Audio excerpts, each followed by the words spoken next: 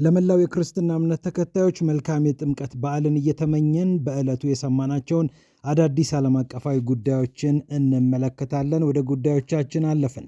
የአሜሪካው ፕሬዝዳንት ዶናልድ ትራምፕ ለሩሲያው አቻቸው ቭላዲሚር ፑቲን አንድ ቦታ አስቤልሃለሁ ብለው ደብዳቤ ወይም መልእክት መላካቸው እየተነገረ ይገኛል። የአሜሪካው ፕሬዝዳንት ዲፕሎማሲያዊ በሆነ መንገድ ፑቲንን የጠየቁት ነገር ምንድነው? እንመለከተዋለን። ጉዳዩ ከጋዛ ጋር የሚገናኝ መሆኑም ታውቋል። ከዚህ በተጨማሪ የአሜሪካው ፕሬዝዳንት ዶናልድ ትራምፕ ከግሪንላንድ በተገናኘ ከአውሮፓ ሕብረት ጋር የገቡበት ውዝግብ እንደቀጠለ ነው። ለኖርዌዩ ጠቅላይ ሚኒስትር የጻፉት መልእክት ደግሞ መነጋገሪያ ሆኗል። የኖርዌይ መንግስት እኔ የኖቤል ሽልማት እንዳልሸለም አድርጎኛል ብለው ደብዳቤ የጻፉት ዶናልድ ትራምፕ ከዚህ በኋላ ስለ ሰላም የሚጨነቅበት እድል ላይኖር ይችላል ማለታቸውም መነጋገሪያ ሆኗል። 8 እና ከ8 በላይ የሚሆኑ ግጭቶችን ወይም ጦርነቶችን አስቁሜ የኖቤል የሰላም ሽልማት አላገኘሁም ያሉት ዶናልድ ትራምፕ ከዚህ በኋላ በግሪንላንድ ጉዳይ ቀልድ እንደማያቆም ተናግረዋል። ግሪንላንድን የመጠቅለልና ያለመጠቅለል ጉዳይ ለአሜሪካ የመጥቀምና ያለመጥቀም ጉዳይ ነው ሲሉ በደብዳቤያቸው አካተዋል። የቭላዲሚር ፑቲንን መልእክተኞች ለማግኘት የትራምፕ መልእክተኞች በአንድ በአውሮፓዊት ሀገር እንደሚገናኙም እየተጠበቀ ይገኛል። ትራምፕ በተለያዩ የዓለማችን ክፍሎች እየፈጠሯቸው ያሉ ውዝግቦች በቀጠሉበት በዚህ ሰዓት ከክሬምሊን ጋር ያላቸውን ግንኙነት ግን ማቋረጥ እንዳልፈለጉ እየተሰማ ይገኛል። የትራምፕ ሰዎች የፑቲንን ሰዎች ያገኛሉ ሌላኛው ጉዳይ ነው። ፒያሳ ኔትወርክን ሰብስክራይብ፣ ላይክ እና ሼር በማድረግ የፈጣን የተአማኒና የጥልቅ ዘገባዎች ቤተሰብ ሁኑ ስንል በአክብሮት ጋብዘናል። አሁን ወደ ጉዳዮቻችን አልፈናል። በድጋሚ መልካም የጥምቀት በዓል ተመኝተናል። የአሜሪካው ፕሬዝዳንት ዶናልድ ትራምፕ ለፑቲን አንድ ጥሪ አቅርበውላቸዋል። ይህ ጥሪ ከጋዛ ጋር የሚገናኝ ጉዳይ ነው። ሐማስና እስራኤል የተኩስ አቁም ስምምነት ያደረጉበት 2025 የፈረንጆቹ ዓመት በርካታ ለውጦችን በርካታ ነውጦችንም ጭምር በዓለም ላይ ያሳየ እንደሆነ ይታወቃል። የአሜሪካው ፕሬዝዳንት ዶናልድ ትራምፕ ሐማስና እስራኤል የተኩስ አቁም ስምምነት ከተፈራረሙ በኋላ ያወጁት አንድ ነገር ቢሆን ጋዛ በቦርድ ትመራለች ማለታቸው ነው። ጋዛን የሚመራ ቦርድ ያቋቋሙት የአሜሪካው ፕሬዝዳንት ራሳቸውን የቦርዱ ሊቀመንበር ወይም ፕሬዝዳንት አድርገው መሾማቸው ይታወሳል። በስሩ ደግሞ በጣም አነጋጋሪ የሆኑ ሰዎችንም ጭምር እየሾሙ ናቸው። ስራ አስፈጻሚ ቦርድም አቋቁመውለታል። የልጃቸውን ባለቤት በዚህ ቦርድ ውስጥ ያቋቋሙት ዶናልድ ትራምፕ ለፍልስጤማውያን ምንም አይነት ቦታ መስጠት አለመፈለጋቸውም ያነጋግራል። የዓለም ባንክ ፕሬዝዳንትን ከህንድ አስመጥተው ወይም ደግሞ የህንድ ተወላጅ የሆኑትን ሰው በጋዛ የሰላም ቦርድ ውስጥ በስራ አስፈጻሚነት ያካተቱት ዶናልድ ትራምፕ ፍልስጤማዊ ደም ያለው ሰውን ግን በዚህ ቦታ ላይ ማካተት አልፈለጉም።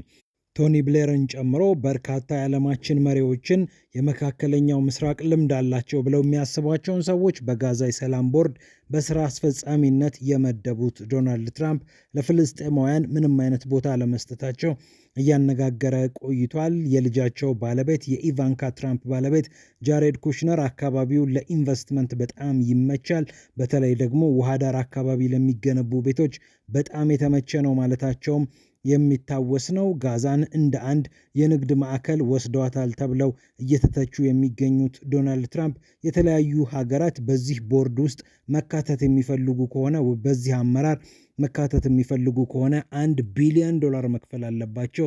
በተለይ በቀጣዮቹ 3 ዓመታት ሚና እንዲኖራቸው ከፈለጉ በአንድ ዓመት ጊዜ ውስጥ $1 ቢሊዮን ይክፈሉ ማለታቸውም መነጋገሪያ ሆኗል። በነገራችን ላይ ለመካከለኛው ምስራቅ፣ ለአውሮፓና ለተለያዩ የዓለማችን ሀገራትና መሪዎች ይህንን ጥሪ እያቀረቡ ይገኛሉ። ጥሪው ከቀረበላቸው ሰዎች መካከል ደግሞ ቭላዲሚር ፑቲን ይገኙበታል። በሰላም ካውንስል ውስጥ ቦታ ይኑራችሁ ብለው የአሜሪካው ፕሬዝዳንት ዶናልድ ትራምፕ ለቭላዲሚር ፑቲን ልዩ ጥሪ ማቅረባቸውን ክሬምሊን አረጋግጧል። የክሬምሊን ቃል አቀባይ የሆኑት ዲሚትሪ ፔስኮቭ ናቸው ይህንን ጉዳይ ተናግረዋል የተባለው። እንደ አርቲ ዘገባ የአሜሪካው ፕሬዝዳንት በሰላም ቦርድ ውስጥ ሩሲያ ቦታ ይኑራት፣ አንተም እንደ ሩሲያ መሪ ቦታ ይኑርህ ብለው ትራምፕ እንግዲህ ፑቲንን ጥያቄ አቅርበውላቸዋል ማለት ነው። ይህንን ጉዳይ አስመልክቶ ከሩሲያ ቁርጥ ያለ ምላሽ አልተሰጠም። እንገባለን ወይም አንገባም አልተባለም። ይሁንና ጉዳዩን እንደምትመለከተው ሩሲያ በቃል አቀባዩ አማካኝነት አሳውቃለች። ከአሜሪካ ተጨማሪ ነገሮችን መስማት እንፈልጋለን ብለዋል ዲሚትሪ ፔስኮቭ። አሜሪካውያኑ የበለጠ ይህንን ነገር ማብራራት ይጠበቅባቸዋል። የሰላም ቦርድ ውስጥ የምንገባው በምን አይነት ሁኔታ ነው? ከገባም በኋላስ የምናገኛቸው ነገሮች ምንድን ናቸው? የሚኖረን ሚና ምንድን ነው? የሚለውን ጉዳይ በተመለከተ ዘርዘር ያሉ ነጥቦችን ሩሲያ መስማት እንደምትፈልግ ተናግረዋል። እንግዲህ ዲሚትሪ ፔስኮቭ እያጠና ነው ዝርዝር ጉዳዩን ብለዋል። ምክር ሀሳቡን በሚገባ በዝርዝር እያጠና ነው እንገኛለን። እነማን አሉ እነማን የሉም የሚለውንና ዝርዝር ጉዳዩን እያጠና ነው እንገኛለን ብለዋል። ሩሲያ ብቻ አይደለችም የተጠየቀችው፣ የአውሮፓ ሰዎችም ተጠይቀዋል። የመካከለኛው ምስራቅ የእስያ ሀገራትም ተጠይቀዋል። አሜሪካ እንግዲህ አሉ ለሚባሉ ሀገራት ወይም ደግሞ በዚህ ቦርድ ውስጥ ቢካተቱ አይጎዱኝም ወይም በተቃራኒው ይጠቅሙኛል ብላ የምታስባቸውን ሀገራት እያማከረች ትገኛለች። የሃንጋሪው ጠቅላይ ሚኒስትር ቪክቶር ኦርባን ስማቸው ተነስቷል። ከትራምፕ ጥያቄው ቀርቦላቸዋል ነው የተባለው። የቪየትናም የኮሚኒስት ፓርቲ መሪው ቶላምም ይሄ ጥያቄ እንደቀረበላቸው ተሰምቷል። ስለዚህ ትራምፕ ምን ያህል ርቀት እንደሄዱና የተለያዩ የዓለማችን አካባቢዎች ውስጥ የሚገኙ መሪዎች ተጽዕኖ ፈጣሪዎች ጭምር በዚህ ቦርድ ውስጥ እንዲካተቱ ነው እንግዲህ እያሰቡ የሚገኙት። ትራምፕ እዚህ ውስጥ ሁለት ሀሳብ እንዳላቸው መገመት ይቻላል። አንደኛ ሀገራቱ በተለይ ገንዘብ አዋጥተውላቸው የሚገቡ ከሆነ ጋዛን መልሶ ለመገንባት የሚውል ገንዘብ አሰባስባለሁ፣ ጋዛን አስገንብቻታለሁ፣ ጠቅሜያታለሁ፣ አገልግያታለሁ ለማለት ይመቻቸዋል። በዛ ውስጥ ደግሞ የአሜሪካ ኩባንያዎች ኮንትራት ወስደው ጋዛን በድጋሚ የሚያለሙበትን እድል ያመቻቹላቸዋል። የልጃቸው ባለቤት የኢቫንካ ትራምፕ ባለቤት ጃሬድ ኩሽነርም አለበት። ስለዚህ ጉዳዩ ቤተሰባዊ ንግድም ሊሆን እንደሚችል መገመት ይቻላል። ያው ለጋዛ ህዝብ ለፍልስጤም ህዝብ የሚፈይደው አንዳች ነገር አለ ወይ ብሎ እዚህ ጋር ማሰብ መቼም ትንሽ የዋህነት የሚጠይቅ ይመስላል። ትራምፕ ነጋዴ ናቸው። ቅልጥ ያሉ የሪል ስቴት ነጋዴ ናቸው። ከስራቸው የሚሰሩ አማካሪዎቻቸውም ጭምር በንግድ የተሰማሩ ናቸው። ቀደም ሲል የጠቀስነው የኢቫንካ ትራምፕ ባለቤት ጃሬድ ኩሽነርም በንግድ ውስጥ የተሰማራ ከአረቦች ገንዘብ እየተቀበለ በበርካታ ኢንቨስትመንት ውስጥ የተሰማራ ሰው ነው። ስቲቭ ዊትኮፍ ልዩ ልዑካቸው ከቭላዲሚር ፑቲን ጋር ቀረብ ያለ ግንኙነት እንዳላቸው ይነገራል። እርሳቸውም በሪል ስቴት አካባቢ የተሰማሩ ሰው ናቸው። ነጋዴዎች ናቸው። ስለዚህ ጋዛን ሲያስቡ እንደ ንግድ ነው የሚያስቡት። በአካባቢው እንግዲህ የሜዲትራኒያንን ውሃ እየተመለከታችሁ በዚህ በቀኝ በዚህ በግራ እንዲህ እያያችሁ ቪው ይሄንን ይሆናል። ስለዚህ ይሄን ያህል ቤት እንሰራለን፣ ቤቱን በዚህ ብር እንሸጠዋለን እንደሚል አንድ ነጋዴ ነው እንግዲህ ሊያስቡ የሚችሉት። ከዛ ፈቀቅ አድርገው ያስባሉ ወይ ተብሎ አይጠበቅም። ነገር ግን እስራኤልን የመጥቀምና የአሜሪካን ጥቅም ከፍ የማድረግ ሀሳብ እዚህ ውስጥ ይኖራል። ግን ዞሮ ዞሮ የንግድ እይታ አላቸው። ለፍልስጤም ለጋዛ ህዝብ እዚህ ጋር የሚፈየድ እዚህ ጋር የሚጠቅም ነገር አለ ወይ ብሎ ማመን በጣም ያስቸግራል። ቀደም ሲል እንዳልነው ባለፈውም በፒያሳ ኔትወርክ ዝግጅታችን ላይ በተደጋጋሚ እንደተናገርነው ፍልስጤማዊ ደም ያለው ሰው በስራ አስፈጻሚ ቦርድ ውስጥ ሳይገባ የጋዛን ዕጣ ፈንታ እኛ እንወስን የሚል ነገር መነሳቱም እያነጋገረ ይገኛል።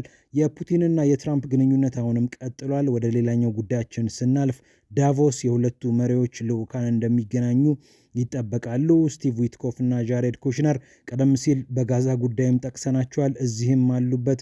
የዩክሬንን ቀውስ ለመፍታት እንግዲህ ከሩሲያ ጋር እየተመካከሩ ይገኛሉ። ዊትኮፍ እና ኩሽነር በስዊዘርላንድ ዳቮስ ምን አለ?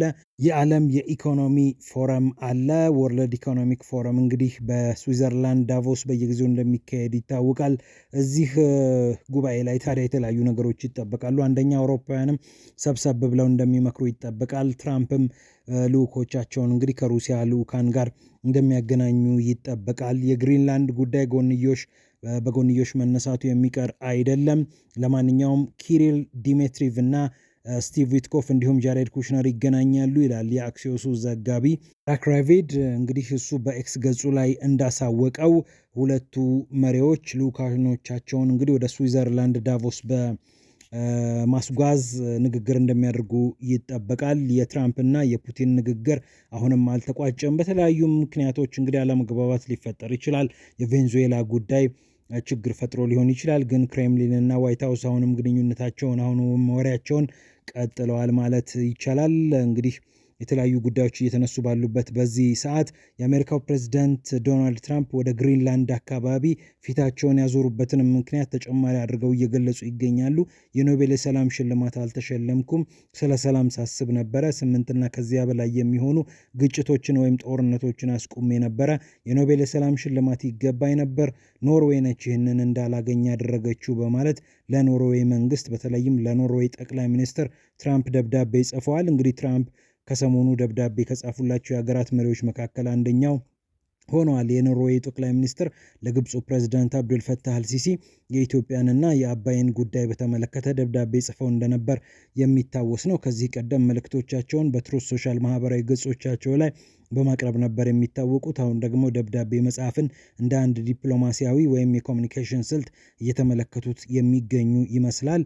እንግዲህ የኖቤል የሰላም ሽልማትን አላገኘሁም፣ ማግኘት ነበረብኝ በሚል ቁጭት፣ ለዚህ ደግሞ ኖርዌይን ተጠያቂ በማድረግ ነው ደብዳቤውን የጻፉት። እንግዲህ ግጭቶችን ሳበርድ ቆይቻለሁ፣ አሁን ግን ግሪንላንድን በተመለከተ አሜሪካ ሀገራችንን የሚጠቅም ነገር እናደርጋለን በማለት ነው እንግዲህ በደብዳቤያቸው የገለጹት። በሌላ አነጋገር የሰላም ሽልማት ሸልሙኝ ብዬ ስጠይቃችሁ እምቢ ብላችኋል፣ ከዚህ በኋላ ወደ ግጭትና ወደ አለመግባባት መሄድ የምትፈልጉ ከሆነ ረጅም ርቀት ሄጄ ያሳያችኋለሁ የሚል ፉከራም ይመስላል ጉዳዩ እያነጋገረ ይገኛል። የአሜሪካው ፕሬዝዳንት ዶናልድ ትራምፕ በግሪንላንድ ጉዳይ ከአውሮፓ ሰዎች ጋር ከፍተኛ የሆነ ሰጣ ገባ ውስጥ እንደገቡ የሚታወቅ ነው። በአጠቃላይ በቬንዙዌላ ጉዳይ ዓለምን አስገርመዋል፣ አስደንግጠዋል። በግሪንላንድ ጉዳይም ኮስተር ብለው መጥተዋል። ከኔቶ ሰዎች ጋር ምን ያህል ይጣላሉ፣ ምን ያህል አለመግባባቱ ይቀጥላል የሚለው ጉዳይ እየተጠበቀ ባለበት ሰዓት ተጨማሪ ደብዳቤዎችን በመጻፍ በግሪንላንድ ኮስተር ብለው በጉዳዩ ላይ እንደገቡበትና እንዳመረሩም ጭምር የሚያሳይ ደብዳቤ በመጻፍ እንግዲህ ነገሩን ገፋ አድርገውታል። ከፑቲን ጋር ያላቸውን ግንኙነት እዚህ ጋር ስንመለከት ግን ሙሉ ለሙሉ ማጠልሸት፣ ሙሉ ለሙሉ ችግር ውስጥ መክተት አልፈለጉም። ለዚህ ደግሞ አንደኛው ምክንያታቸው ከአውሮፓ ጋር ጥሩ ግንኙነት የኖራቸው ባልሄደ ቁጥር ከቭላዲሚር ፑቲን ጋር ያላቸውን ግንኙነት መልካም ማድረግ ይኖርባቸዋል። ምክንያቱም ሚዛን የሚባል ነገር አለ። የኃይል አሰላለፉን ማስተካከል ስለሚጠበቅባቸው ነው ትራምፕ እዚህ ጣጣ ውስጥ የገቡት። የአሜሪካው ፕሬዝዳንት ዶናልድ ትራምፕ ለማንኛውም እያነጋገሩ ቀጥለዋል።